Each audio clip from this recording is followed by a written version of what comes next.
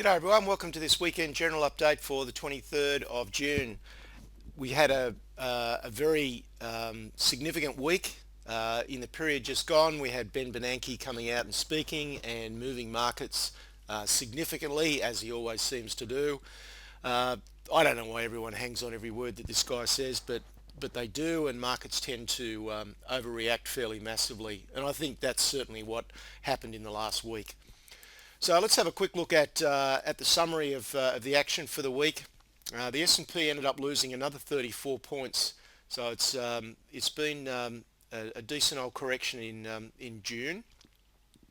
And as I said, was triggered by comments that Bernanke made, but when you really look at what he said, nothing has changed. He basically said that he would start to taper off if certain economic conditions were met, and those conditions are not being met yet. So it was very much a case of the market kind of firing off instantaneously without really understanding what it was that he said. So for me, it's been a stupid overreaction as usual. There are certain things in the US economy that are improving: housing, the energy revolution, manufacturing competitiveness. Those things are all improving.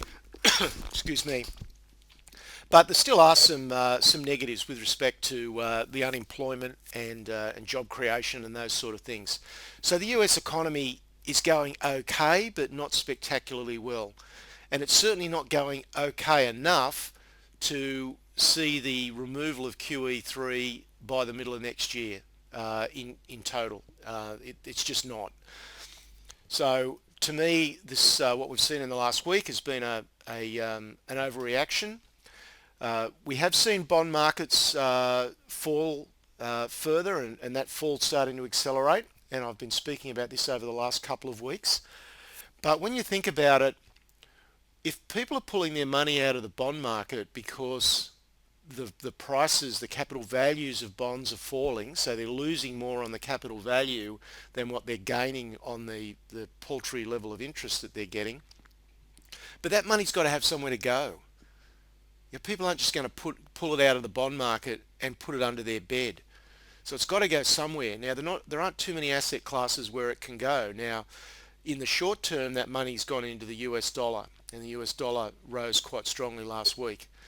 But eventually that money has got to go back into growth assets unless people get completely scared again like they did in 2008.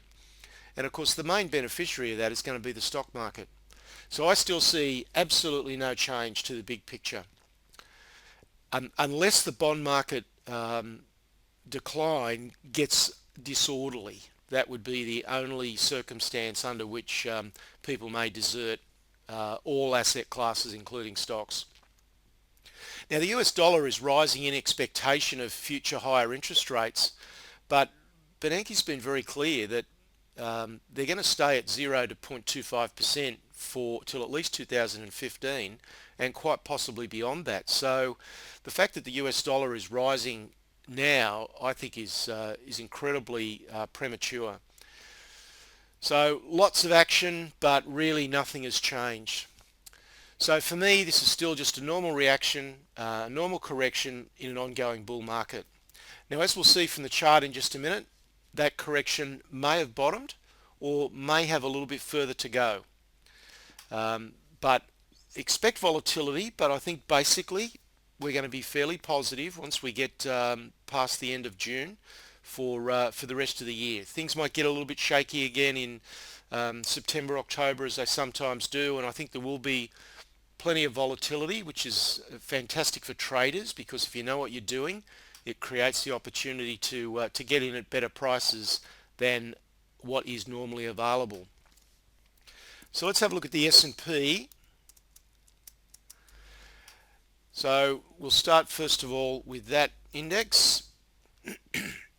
So you can see here we've pulled back now to the peak that was formed in 2007. So there's the high in 2007, and the S&P index has pulled back to exactly that level and then staged a bit of a turnaround. Now, I've got another level down here at 1555, which is our 38.2% retracement level, and that indeed may be another support level. I'd be surprised if it went too much further than that. The RSI's got a little bit further to unwind, so I'm still in the mode of not sure. Has the correction fully played out? It's possible it has.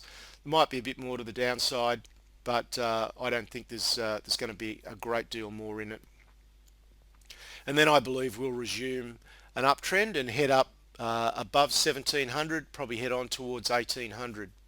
Now, there's a lot of commentators that are saying that we're now going to go into a bear market.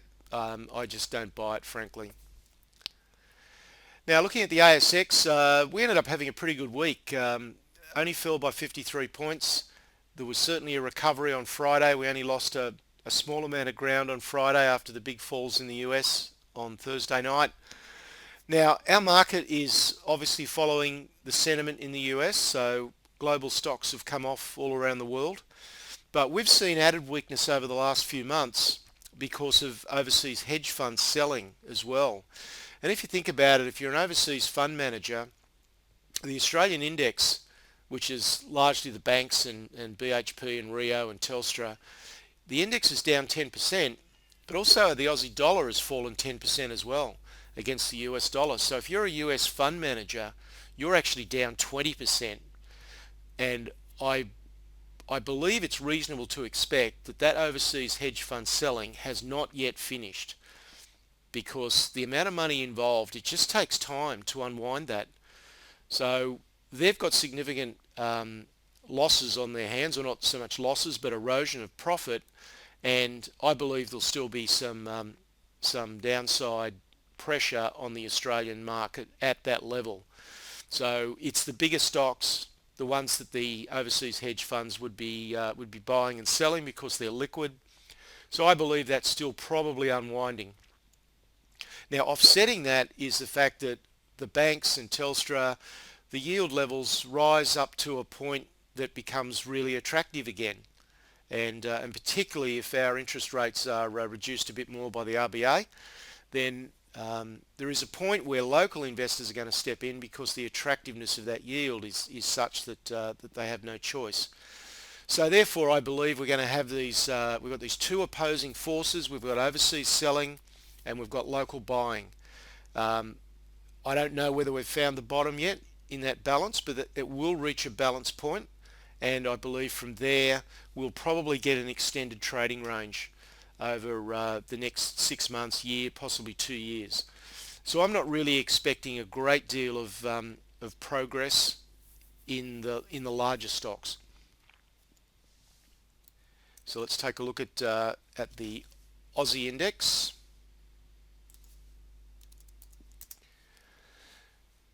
So you can see here we've retraced. We had a 61.8% level of this move, which started in November, and that level came in at 46.84. Now we formed a low of 46.58, which is it's only 20 points. That's a very, very small amount. So we've come to that level precisely. You can see that we had a bit of a bounce during the early part of the week before we turned back down again. Now, the degree to which this can bounce back up above the 4900 level, or possibly even make it to the 5,000 level, will tell us a fair bit about the underlying strength of the Australian market. If it can only make it to this level and then turns back down and forms a new low, then that would be an incredibly negative signal. And I'm expecting then that the Australian index could unwind further and could possibly get down to the 4460 level. However, if our market can steady and head up a little bit higher, maybe to 4953 or possibly even 5,000, then that would be an indication of strength, and then I think we've probably seen the bottom in the Australian market. So the next few weeks will tell us a fair amount about that underlying support for the Australian market. So what can we expect in Australia? I believe large yield stocks, the banks, Telstra, Wesfarmers, those sort of stocks are going to go into a broad trading range. I really don't see a renewed uptrend. but selected niche sector stocks is definitely the place to be. It's what I've been talking about all year. It's what members have been participating in all year, and that's the place to be. Now, most of that year, we've been unable to get what you'd call really attractive entry prices. Those entry prices have now become available to a large degree in the first few weeks of June, and we've had some much better opportunities, and I believe the volatility will continue to provide those opportunities. Now, there are some outstanding turnaround stories emerging.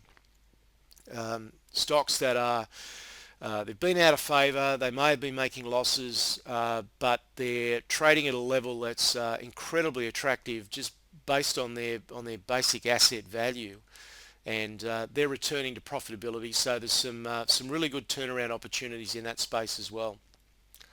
Now, gold ended up falling nearly $100 again on the week. Combination of the US dollar rising and the expectation that because quantitative easing is going to come to an end, that there's no need to hold gold as an investment anymore. I'm still firmly of the view that that's not the way things will play out. I can't see any way that the US can stop printing money. There's no way that probably Japan can stop printing money. The same in Europe, same in the UK. So I believe that monetary stimulus is going to continue, and eventually we will see gold get taken up as a key asset again.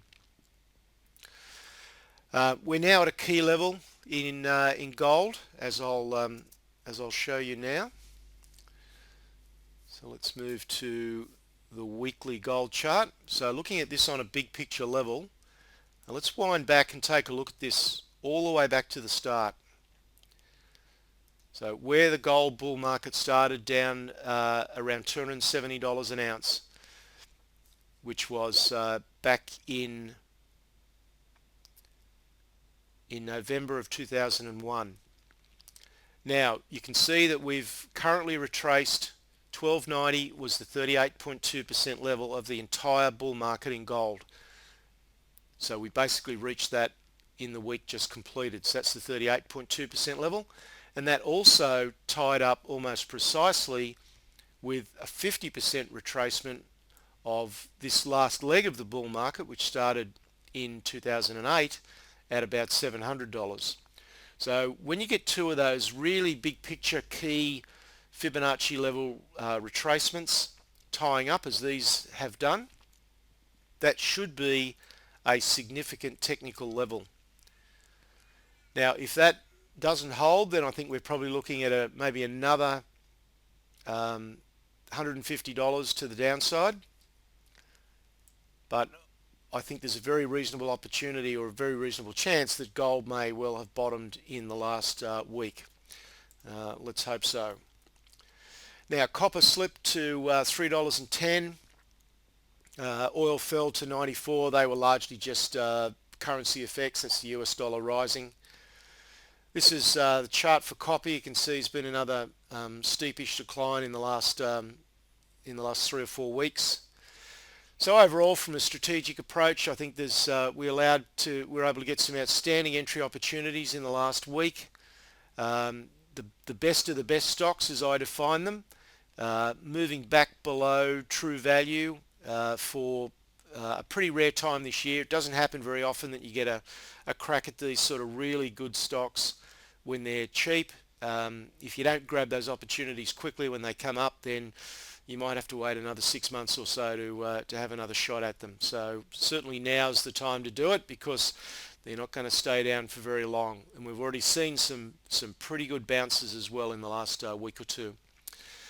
Now, overall from the banks, and this is this same slide as what I had last week. I said that banks were likely to go into a broad trading range. They were due for a bounce.